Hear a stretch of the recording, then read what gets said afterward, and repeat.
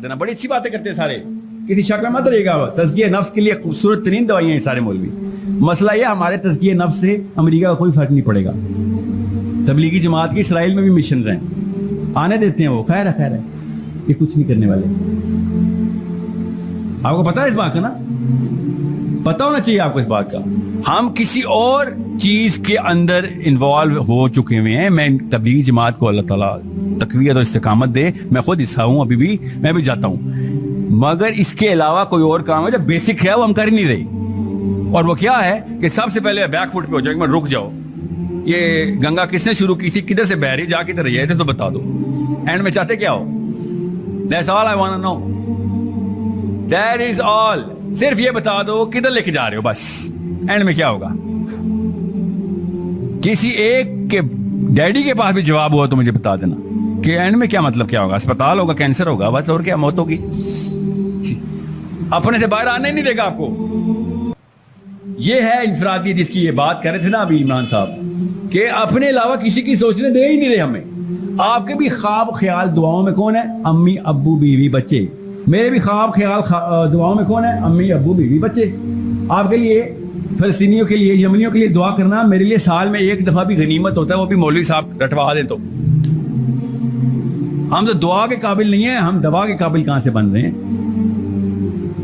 आपने कभी, आपके घर वाले बीमार हुए हो ना, अस्पताल में पड़े हुए हो, खुदा ना खास्ता, तो देखिएगा जरा वो जो इयादत करने आते हैं ना 5 मिनट वाले,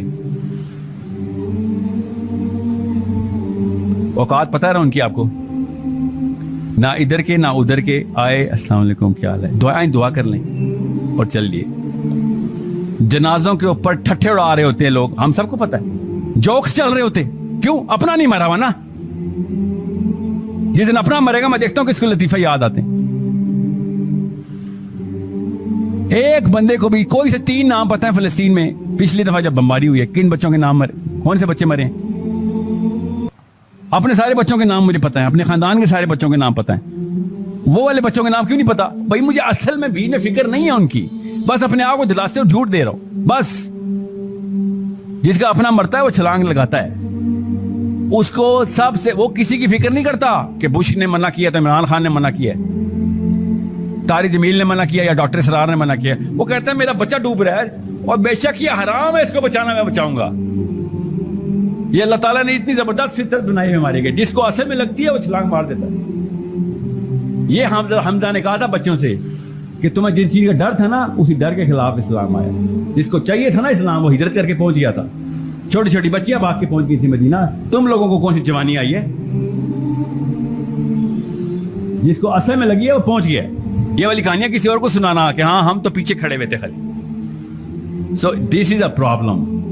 इसराइल की मेरी बात ना माने, इसराइल की प्राइम मिनिस्टर की बात ही मान लें। कहती है कि ये तो मुझे पहले से ही पता है कि जिस दिन मुसलमानों की फजर की जमात, जुम्मे की जमात जितनी होगी, इसराइल खत्म होगा। आपकी भी मस्जिद में 2 बंदे ही बैठे होते हैं फजर में, मेरी में भी 5 हो जाएं, 3 हो जाएं, 6 हो जाएं, पहली सफ भर जाए अगर जामिया मस्जिद सेंटर वाली है तो। और वह कौन लोग होते हैं? हम सबको पता है, कुर्सियों वाले। पता ना आपको इस बात का? कुर्सियों वाले आते हैं, बैठते हैं, कहां पर होते हैं बेचारे, बुजुर्ग हैं, क्या करें वो बेचारे, सारा कुछ कर कुर चुके हैं वो, हमें करवा रहे हैं। उसके बाद वो कहते हैं अब तो कुछ जान नहीं रही, नहीं तो मैं भी 1-2 शादी कर लेता, अब फजर ही पढ़ लूं। और क्या काम है? जिस मस्जिद में भी जाए फजर की पहली सफ कुर्सियों वाली, दूसरी सफ तो होती ही नहीं है। जुम्मे को क्या टूरिस्ट आते हैं? कोई ना कहीं से तो आते होंगे, ये पिंडी है, वाक एंड से आते होंगे। जुम्मे को किधर से आते हैं ये सारे? ये जाकत किधर से आते हैं? कोई इलाका है जो बता दे, मैं जाके वहां लेक्चर दूं। उधर के लोग बहुत पक्के नमाजी, क्योंकि ऐन जुम्मे के टाइम पहुंच जाते हैं, क्योंकि मेरे मोहल्ले में तो नहीं होते वो कहीं बाहर से आए होते, बंदा देख रहे होते कितों आ गए। अपना दोस्त जिगर एंड में पहुंचता है जुम्मे के खुतबे के एंड मौके पे, साइड पे हो, पीछे वाली साहब में खड़ा होता हमारे साथ। वो ये बाकी की मस्जिद भरने वाले मुसलमान कौन है मुझे समझ नहीं आती, वो कहां से आते हैं? ये खास फरिश्ते हैं, खास नफरी है जो गैबी मदद आती है जुम्मे वाले दिन। फजर पे ये लोग किधर चले जाते हैं? फजर छोड़े आप, फजर जुम्मे के दिन असर पे किधर चले जाते हैं? बताओ किधर चले जाते हैं? यूट्यूब में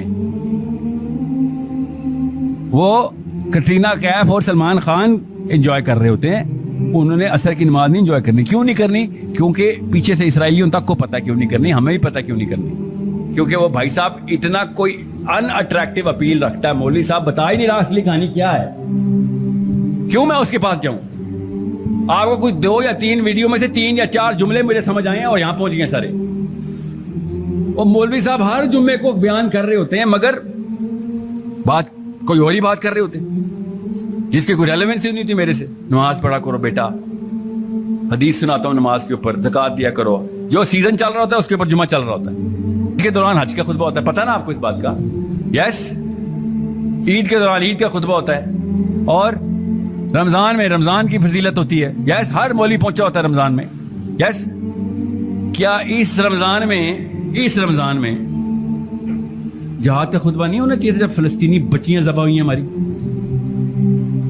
हमारी बहनें बेटियां मार रहे थे वो लोग, यहाँ पे मैं रोजे की फजीलत बताऊंगा यहाँ पे बैठ के, तो गैरतमंद मुसलमान यही सोचेगा जा भाई तेरे से क्या बात करनी, तू तो पता नहीं किससे डरा हुआ है। इसराइल के खिलाफ बात करते भी यहां से डरता है। मतलब इतना बुरा हाल है हमारा। असली कहानी यही है कि हम जानबूझ के उन्हीं लोगों को के पास जाते हैं कि जो लोग हमें तसल्ली तशफ़ी दे देते हैं कि हाँ साहिल मियां सारी उम्र जाया नहीं हुई आपकी, बस ये तसल्ली देते हैं। जो बंदा कहेगा ना साहिल मियां सारी उम्र जाया हो गई, डिप्रेशन में जाऊंगा, दोबारा उसकी बात ही नहीं सुनूंगा। इसलिए मुझे जवानों से बात करने में कोई तरद्दुद नहीं होता। आपकी अभी उम्र शुरू हुई है,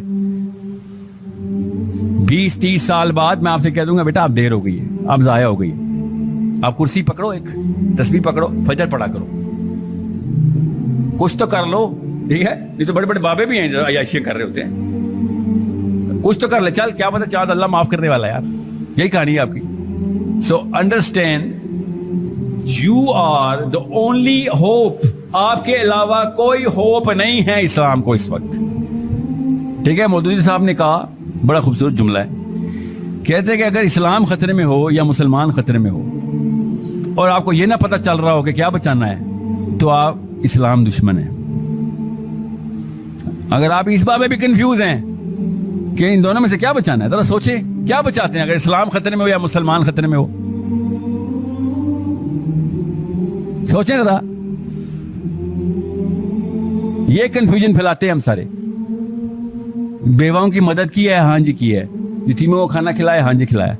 इस्लाम के लिए कुछ किया है, इस्लाम के लिए कुछ किया ना, बेवा की मदद, अल्लाह खुश होगा इस बात पे।